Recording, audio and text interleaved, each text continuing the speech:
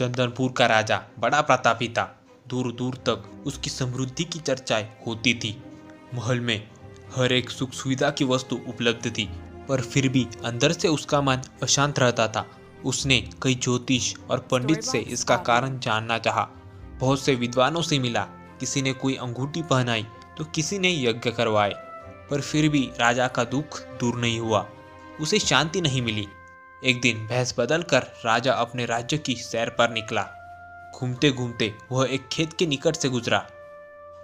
तभी उसकी नजर एक किसान पर पड़ी। किसान के वस्त्र देखकर राजा के मन में आया कि वे किसान को कुछ स्वर्ण मुद्राएं दे दे ताकि उसके जीवन में खुशियां आ सके। राजा किसान के सम्मुख जाकर बोला, मैं एक राहगीर हूं।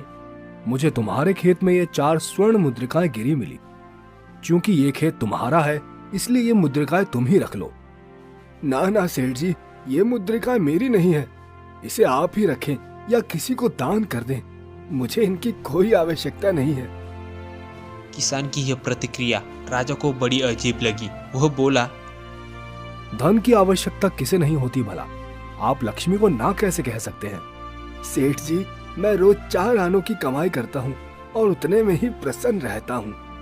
क्या आप सिर्फ 4 आने की कमाई करते हैं और उतने में ही प्रसन्न रहते हैं? ये कैसे संभव है? सेठ जी, प्रसन्नता इस बात पर निर्भर नहीं करती कि आप कितना कमाते हैं या आपके पास कितना धन है। प्रसन्नता उस धन के प्रयोग पर निर्भर करती है। तो तुम इन 4 आनों का क्या कर लेते हो? किसान बहस में नहीं पड़ना चाहता था, इसलिए उसने आगे बढ़ते हुए कहा, इन 4 आनों में से एक मैं कुएं में डाल देता हूँ, दूसरे से कर्ज चुका देता हूँ, तीसरा उधार दे देता हूँ और चौथे को मिट्टी में गाड़ देता हूँ। फिर राजा सोचने लगा। उसे ये उत्तर समझ नहीं आया, इसलिए वह किसान से इसका अर्थ पूछना चाहता था, पर वो जा चुका था।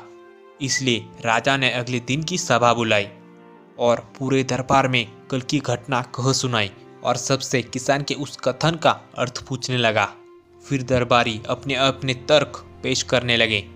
महाराज, माफ कीजिए, लेकिन ये पहेली इतनी मुश्किल नहीं है।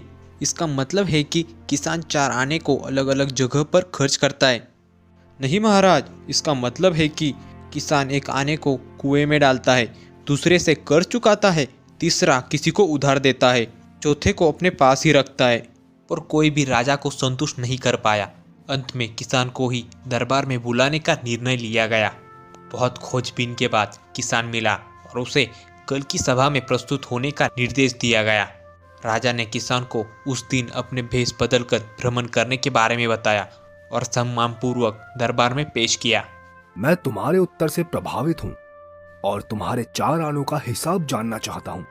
बताओ, तुम अपने कमाए 4 आनों को किस तरह खर्च करते हो?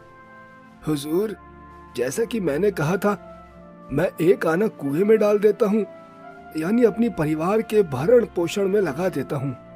दूसरे से मैं कर्जा चुका देता हूँ, यानी इसे मैं अपने वृद्ध माँ बाप की सेवा में लगा देता हूँ। तीसरे से मैं उधार देता हूँ, यानी अपने बच्चों की शिक्षा में लगा देता हूँ। और चौथा मैं मिट्टी में गाड़ देता हूँ, यानी मैं इस पैसे की बचत कर लेता हूँ ताकि समय आने पर मुझे किसी से मांगना ना पड़े और मैं इससे धार्मिक, सामाजिक या अन्य आवश्यक कार्यों में लगा सकूं। राजा को अब किसान की बात समझ आ चुकी थी। राजा की समस्या का समाधान हो चुका था। वे जान चुका था कि यदि प्रसन्न एवं संतुष्ट रहना है तो उसे भी अपने अर्जित किए धन का सही प्रयोग करना होगा।